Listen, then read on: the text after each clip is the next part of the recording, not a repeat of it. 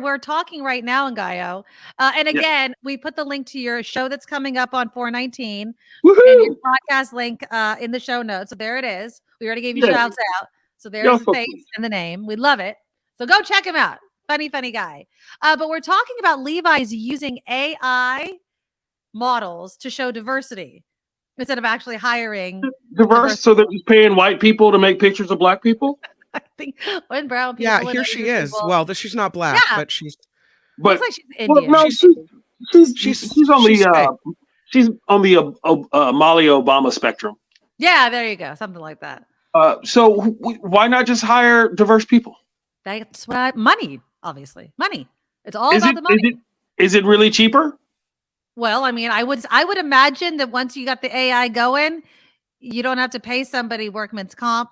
You don't have to pay Right. them a salary. You don't So have to pay the makeup person. You can adjust them. Oh, I want it to look like this. I mean, it's a computer generated image. are they hiring black programmers to do this? Well, I mean, I would have no idea, Well, but sure, because you can outsource it to a bunch of different countries where they'll well, do it's it an for black people. Amsterdam-based company that's doing the So startup. no, then. So no. So no. I mean, there are black people in Amsterdam, but there aren't that many black people in Amsterdam. Trust So me. I mean, we're making an I've assumption, been, but yeah, I've been to I think Amsterdam. The yeah. weed is good. The diversity is not. So I mean, can Levi's claim diversity, or do you think people are even going to notice? We were saying maybe there should be like a disclaimer: image generated by AI. Is that They're really gonna. going to influence people? I mean, you have to look at the hands, right? Because there's always weird fingers on the AI generated Oh, things. that's funny. Uh, Yeah, Right there, I have to go back to the picture I know. and see. Let's look at it again. There we go. Well, that looks pretty good, Ngaio. but That looks it's like a pretty Yeah, good good. picture. Yeah, it's I wouldn't know that was AI generated. I the wouldn't either. future. The future is going to be wild. I mean, it kind of makes sense to want to do that sometimes because it is. I mean, it is easier because now you don't have to hire a photographer. Now you don't have to get a set. Now you don't have to feed anybody. Now you don't have to Yep. make sure that the clothes are in the model's size. But you can't claim diversity. You just have to claim economy, Mm-hmm. right? Well, what's You're not giving more people of color work. You're actually taking work from people. So Yeah. what's interesting is Lori says, devil's advocate, there's an argument for diversity is so people see someone who looks like them represented. Diverse AI would do this. You'd still see someone But you're who not getting hired looks for it. like where's the you. money going? So it's not Yeah. about then, but is it about the money or is it about Yes. representation matters? Well, Both. yeah. Yeah. Both. First of all, you're putting a lot of people out of work, which is, Mm-hmm. that's capitalism likes to capitalize, like I always say. But secondly, where's who the people you are giving the work to, right? Did you hire an all black computer studio? Did you hire a very diverse computer studio? You hired dudes from Amsterdam. That's not even American. Come on, Levi's.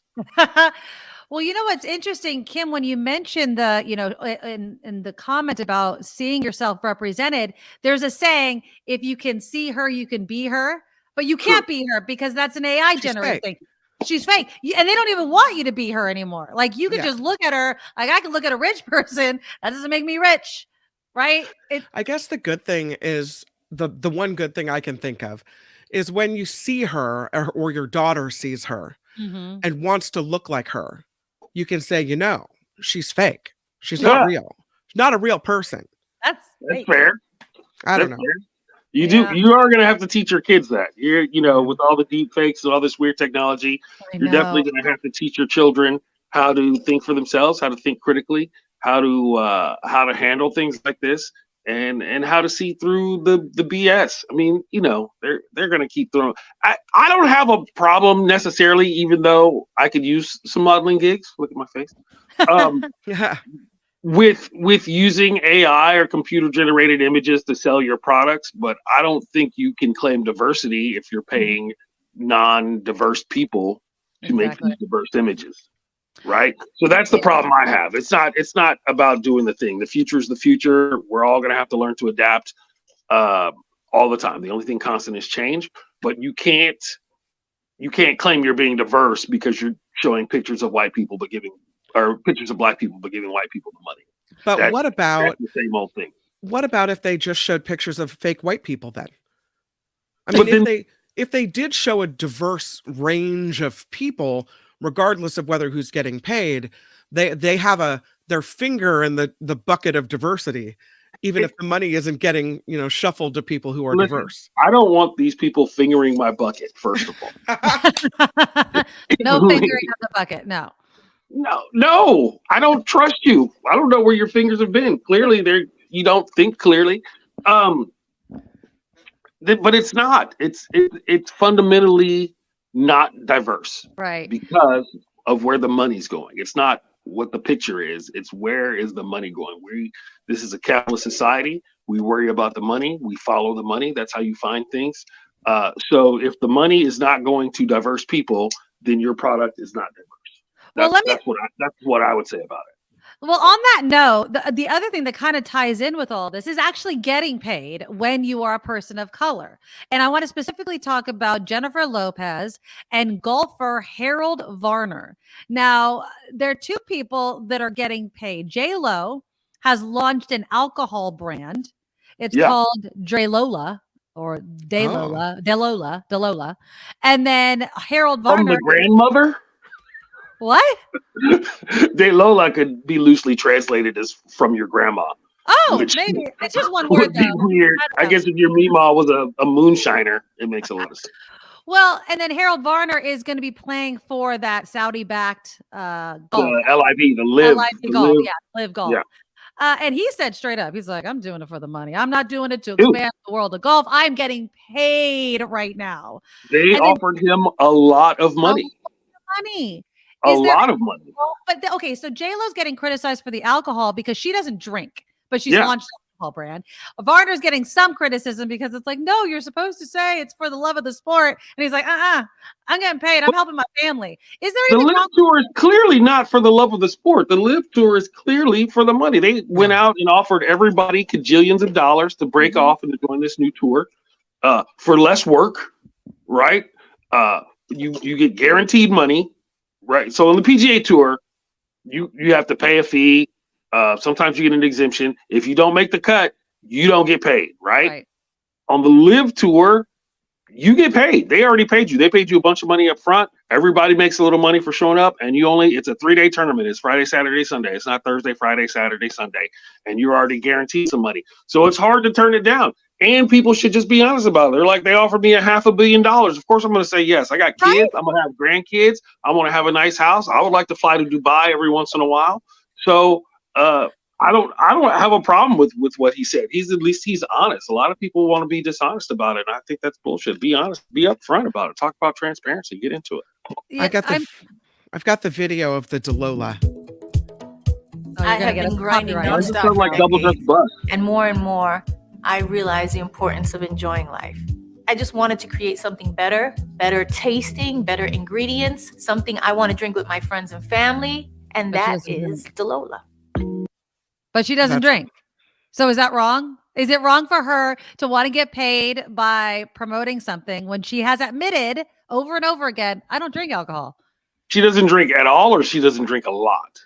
I don't know. Apparently, according to Page 6, she has said numerous times that she does not drink alcohol because she doesn't want it to ruin her skin. And of course, her husband had a drinking problem. So they're also saying, is it smart for you to go into an alcohol brand when your husband has had a problem with alcohol? Well, and I don't know. I mean, I feel like it's unfair and a little bit like they don't. I'm pretty sure her husband doesn't have a problem with the $2 million or whatever that she's getting paid to do it. I mean, people do things for the money all the time. Yeah. Right. I mean, that's a very American thing. I wish I could do more things for the money because I could do some money. So if you like, her and E40 could go on tour. And E40's got, man, that guy sells ice cream. He sells Moscato. He sells tequila. He sells frozen burritos. He's the goon with the spoon, man. So, I mean, there's nothing wrong with that. Would you ever endorse something that you actually didn't like or didn't use? Unfortunately, no, which is why I'm late on my mortgage payment almost every month. I would really like to be able. I don't, because listen, if I could get rid of my what we say, integrity and strong feelings for doing the right thing, which I don't always uphold, but I do my best.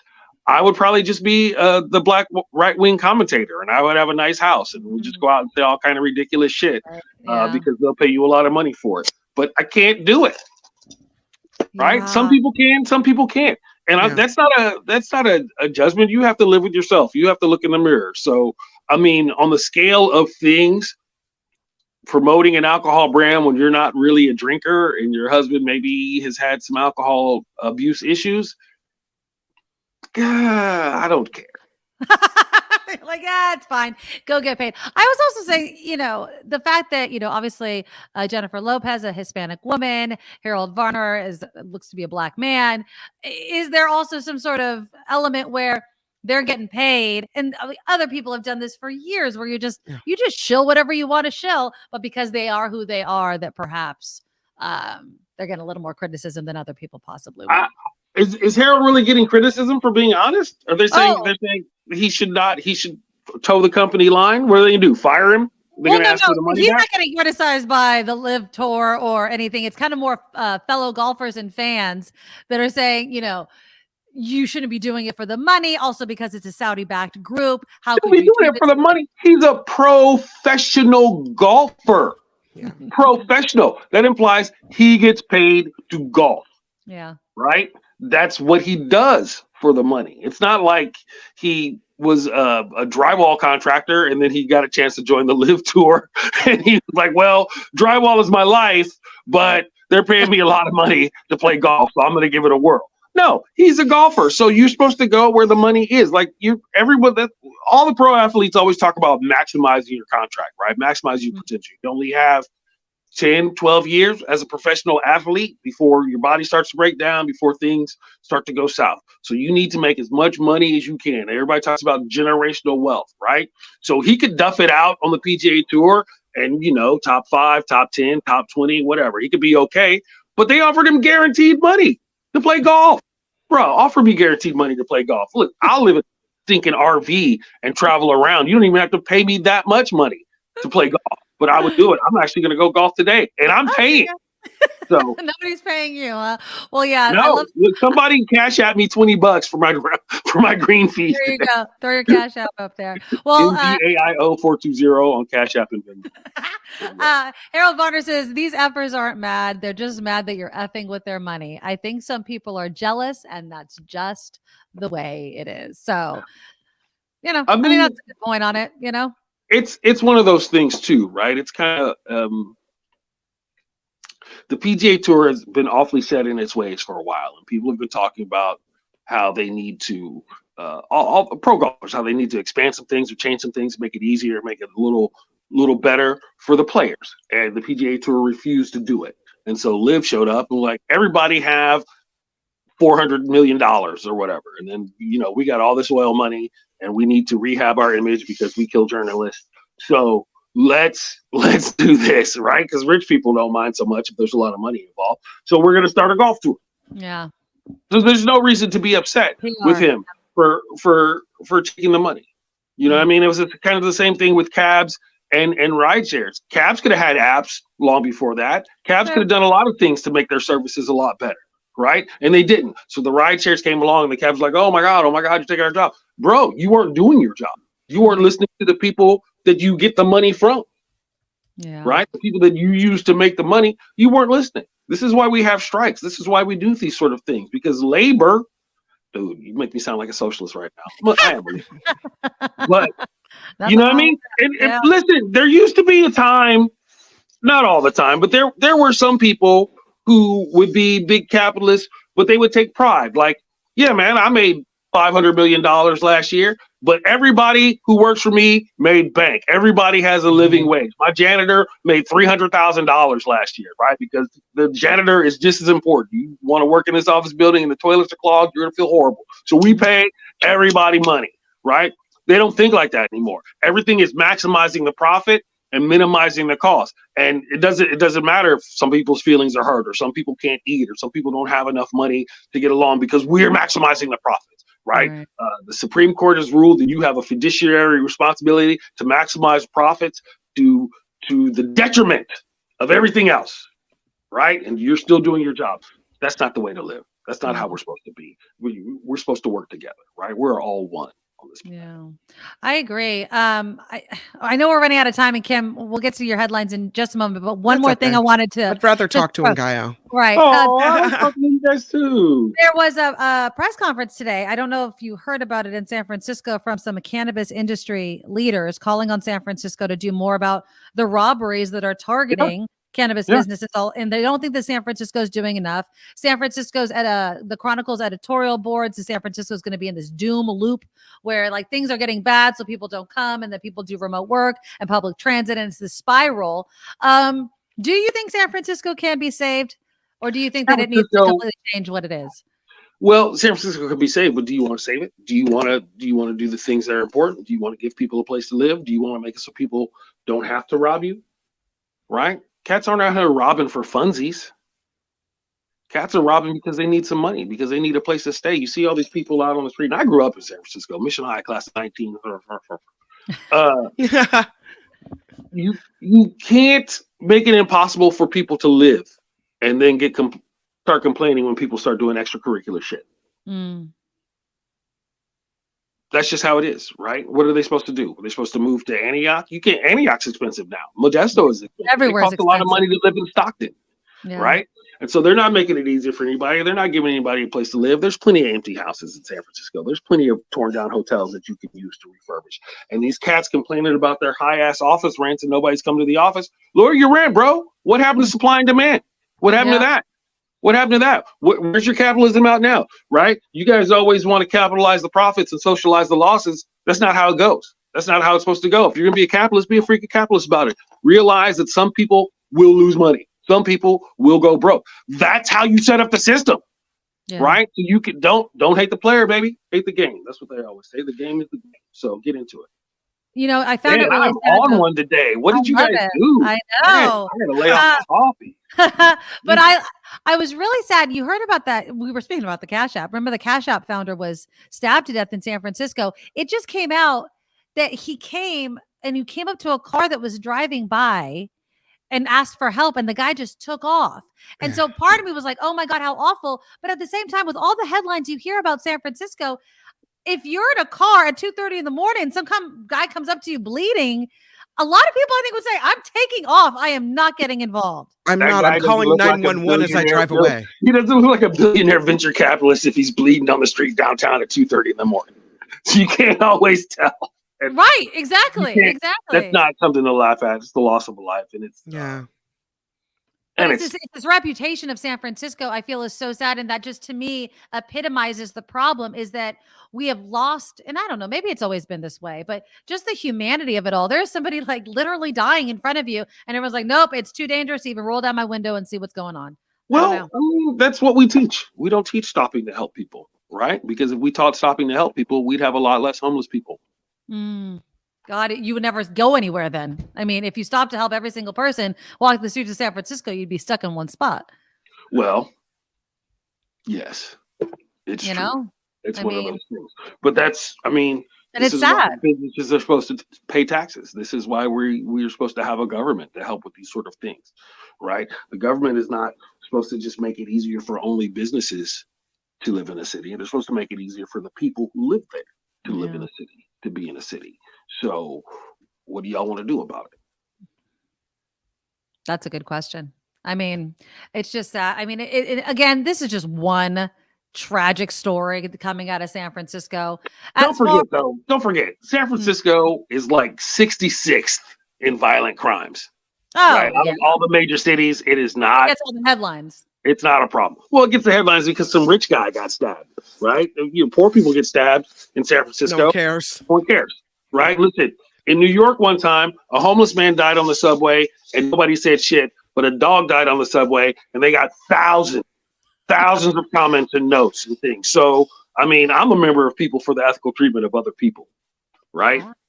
Yeah, I like that. So I like let's start treating people ethically. Let's start looking out for our fellow human beings. Let's start getting into it that way, right? And then we'll see what happens. And Ngaio Bealum, check him out the day before I 420. promise I have jokes. I love your jokes. Don't listen to them, but I love it. I was saying before we brought you on that it's smart of you guys holding this event on the day before 420 because I'm sure you're totally busy on Yep. 420. I'm So, doing another. I do have a show on 420 as well. I'll send you some things for that oh, too. good. Oh, good, And good, this Saturday, I will be at the Crest Theater in Sacramento with my homie Lance Woods and my Oh, homie sweet. Mark Parker, and that's gonna be great. It's a good time. If you live in Well- Sacramento, come on Well, out. email me the link and I'll put it in the show notes when the show ends up. Okay. And if you guys want to go see Ngaio this weekend, go check him out in Sacramento. I appreciate you coming on, my friend. We will talk again next Always week. a pleasure. Thank you All so right. much.